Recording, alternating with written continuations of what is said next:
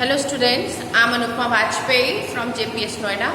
Today I am going to teach you a chapter, Market and the Forms of Market in a Microeconomics, Class 11. So let us start with the definition of market. What is market? Then market, it refers to a place where buyers and sellers physically meet together for the sale and purchase of various goods.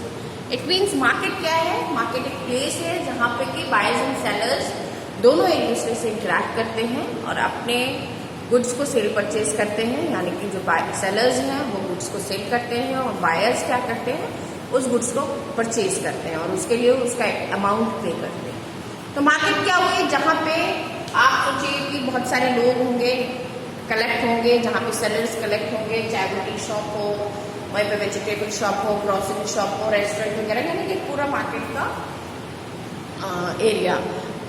Market आप लोग बहुत गए होंगे, लेकिन आपको अभी तक ये नहीं पता होगा कि आप इकोनॉमिक्स की किस मार्केट कंडीशन वाली मार्केट में आप घूम रहे हैं। इसीलिए ये जानना बहुत ज़रूरी है कि अगर आप टूथपेस्ट लेने जा रहे हैं तो आप किस मार्केट की कंडीशन से उसको परचेज कर रहे हैं। अगर आप ट्रेन में सफ़र कर रहे हैं तो कौन सी वाली मार्केट में हैं, और अगर आप ऑटोमोबाइल इंडस्ट्रीज़ या कार इंडस्ट्रीज़ में हैं, वो परचेज कर रहे हैं, कार परचेज कर रहे हैं, तो आप कौन सी मार्केट कंडीशन, ये सारी मार्केट कंडीशंस को आज हम पढ़ेंगे और बहुत ही इंटरेस्टिंग चैप्टर है, आपको मजा आएगा। तो सबसे पहले जो फॉर्म्स ऑफ मार्केट में मार्केट को दो पार्ट्स में डिवाइड किया जाता है। एक परफेक्ट मार्केट कंडीशन होती है, एक इम्परफेक्ट मार्केट होती है। परफेक्ट कॉम्पिटिशन मार्केट के अगले फिर सब डिविजन नहीं है, लेकिन इम्परफेक्ट कॉम्पिटिशन जो है उसको हमने फिर डिवाइड किया है मोनोपोली, मोनोपोलिस्टिक एंड ओलिगोपोली। तो सबसे पहले आती है मार्केट हमारी perfect competition. Perfect competition market के फीचर्स क्या होते हैं, यानी कौन सी मार्केट को हम परफेक्ट कंपटीशन मार्केट कहेंगे। तो उसमें जो सबसे पहली कंडीशन है परफेक्ट मार्केट कंडीशन की, वो क्या है? There are large number of buyers and sellers. Large number of buyers and sellers का मतलब क्या हुआ कि इस मार्केट कंडीशन में प्रोडक्ट को बेचने वाले और खरीदने वाले दोनों ही बहुत सारे होंगे।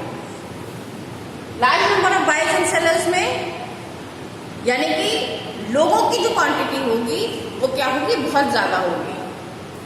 सेकेंड इसका जो फीचर है वो क्या है? Homogeneous products. प्रोडक्ट्स यूजुअली जो है वो होमोजीनियस और हेट्रोजीनियस होते हैं। होमोजीनियस प्रोडक्ट का मतलब क्या होता है? जो प्रोडक्ट शेप, कलर, साइज सब में क्या हो, एक जैसा हो। और हेट्रोजीनियस प्रोडक्ट्स वो होते हैं जो कि एक दूसरे से बिल्कुल डिफरेंट हो।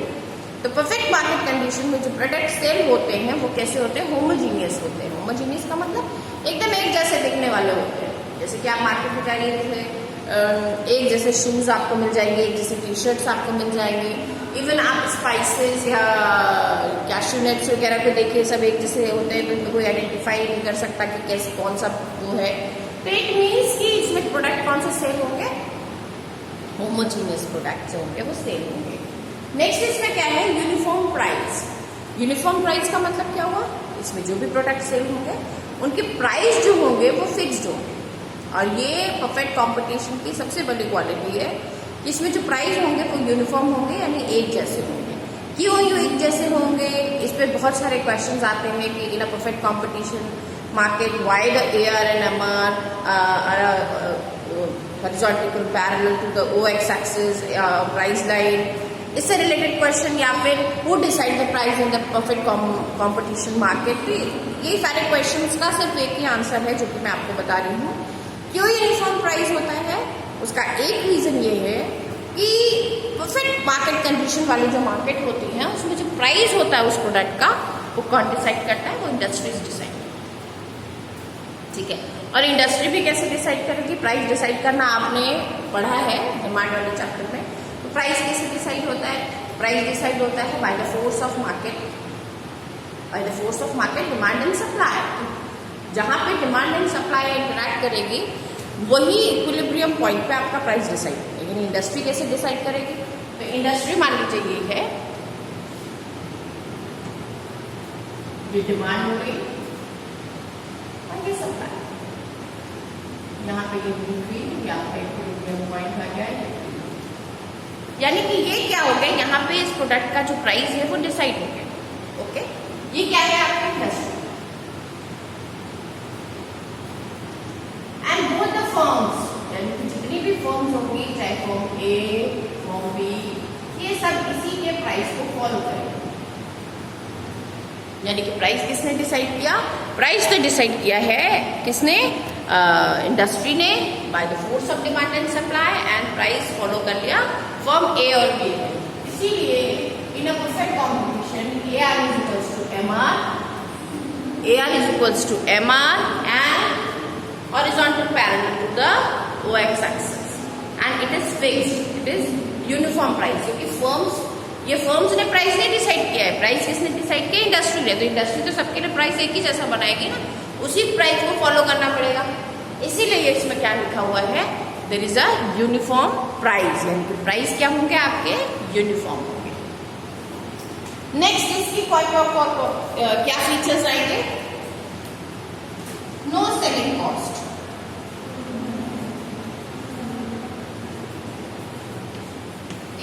परफेक्ट मार्केट कंडीशन वाली जो मार्केट होंगी उसमें कोई भी सेलिंग कॉस्ट नहीं होगी, कोई भी प्रोडक्ट का एडवर्टाइजमेंट नहीं है, कोई भी प्रोडक्ट का कोई ऐसा खर्चा नहीं है, नो ट्रांसपोर्टेशन कॉस्ट आउटसो होता है इस पॉइंट में। तो इसलिए इसमें क्या है कि नो सेलिंग कॉस्ट इंक्लूडेड, यानी परफेक्ट कॉम्पिटिशन वाली मार्केट में आपका सेलिंग कॉस्ट कुछ भी नहीं होगा। तो इसके फीचर क्या है? Large number of buyers and seller, homogeneous product, uniform price, no selling cost, even no transportation भी आता है, no transportation cost। Next point बनेगा, फिफ्थ 6 पॉइंट बनेगा फ्री एंट्री एंड एग्जिट। आइए फ्री एंट्री एंड एग्जिट क्या point है मैं आपको बता दूं। Free entry and exit it means ये मार्केट कंडीशन वाली मार्केट में कोई भी बायर, कोई भी सेलर जो है वो इस मार्केट में प्रोडक्ट को बेचने के लिए आ सकता है। ठीक है, जैसे कि मैं आपको एक एग्जांपल देती हूँ। मान लीजिए कि गर्मी का मौसम चल रहा है, ठीक है। गर्मी के मौसम में ज़्यादातर क्या चीज़ें बिकती हैं, सेल होती हैं? जैसे जूसेस हो गए, ठंडे गन्ने का जूस हो गया, आइसक्रीम्स हो गई, ठीक है। तो मतलब आदमी प्रेफर क्या करता है? आइसक्रीम हो गई, ठंडी ठंडी चीज़ें खाने के लिए प्रेफर करता है।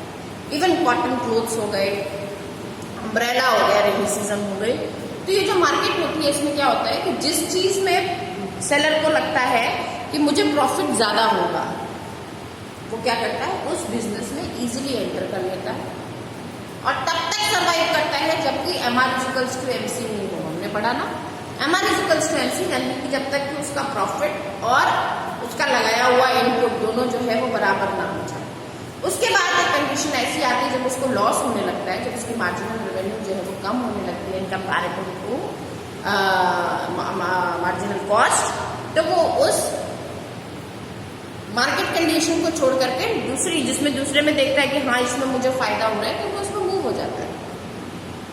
तो इसीलिए परफेक्ट कंपटीशन वाली मार्केट में क्या रखा गया? फ्री एंट्री एंड एग्जिट, यानी कि कोई भी मार्केट की प्रॉफिट की कंडीशन को देख करके कोई भी सेलर इजीली एंटर कर सकता है, और कोई भी मार्केट की कंडीशन में देखे लॉस हो रहा है तो वो उसको छोड़ के इजीली जा सकता है। यानी कोई रिस्ट्रिक्शंस और बैरियर्स नहीं है। ये किस पे है? ये उस सेलर के प्रॉफिट कमाने की कैपेसिटी पे डिपेंड करता है कि कितनी दिन तक वो सर्वाइव कर सकता है। उस जितना उसे अर्निंग हो रही है उस पर अगर वो अच्छे से मैनेज कर लेता है तो there is no problem. Okay, तो ये हो गए फीचर्स आपके परफेक्ट कॉम्पिटिशन के। नेक्स्ट आता है आपका मोनोपोली।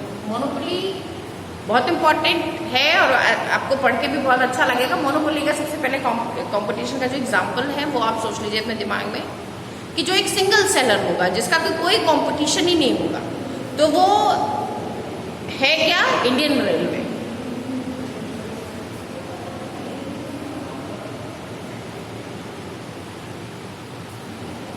ठीक है, Indian railway is the best example of the monopoly firm. Monopoly क्या होती है? मोनोपोली का मतलब, मोनोपोली जो है वो दो वर्ड से बना हुआ है। First one is mono plus poly. Mono means single and poly means seller, यानी कि जिस भी प्रोडक्ट को सेल करने का केवल एक ही सेलर है वो क्या है? मोनोपोली। ठीक है, मोनोपोली के बहुत सारे फीचर्स है। एक तो सबसे बड़ी चीज इसमें large number of buyers and sellers थे। इसमें क्या है? सिंगल सेलर, सिंगल सेलर होगा। इसमें सबसे इंपॉर्टेंट जो इसकी क्वालिटी है वो है क्या है, price discrimination. Very important feature of the monopoly market.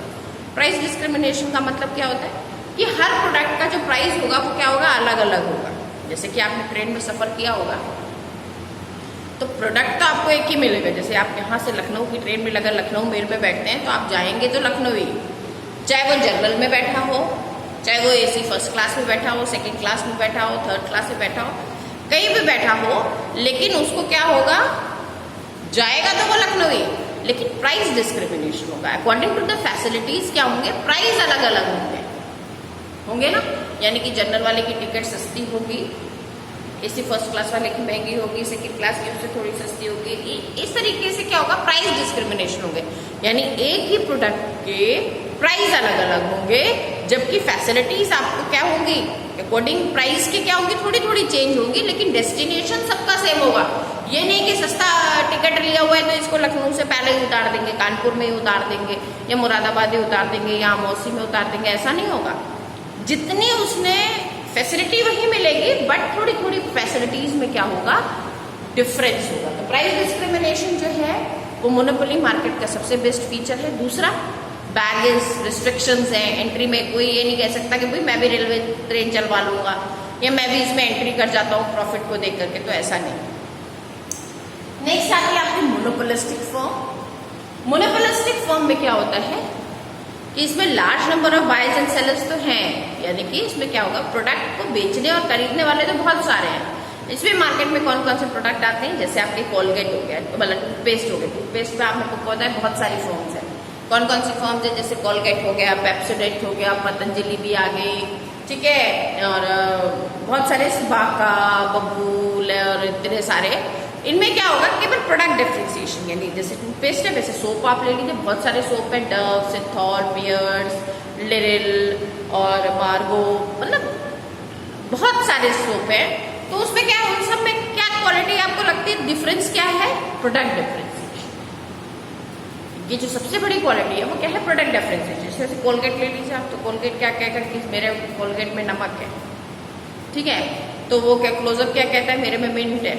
सब में क्या है, प्रोडक्ट डिफरेंस है। कोई कहता है क्लोव्स है, मतलब लौंग पड़ी हुई है इसमें।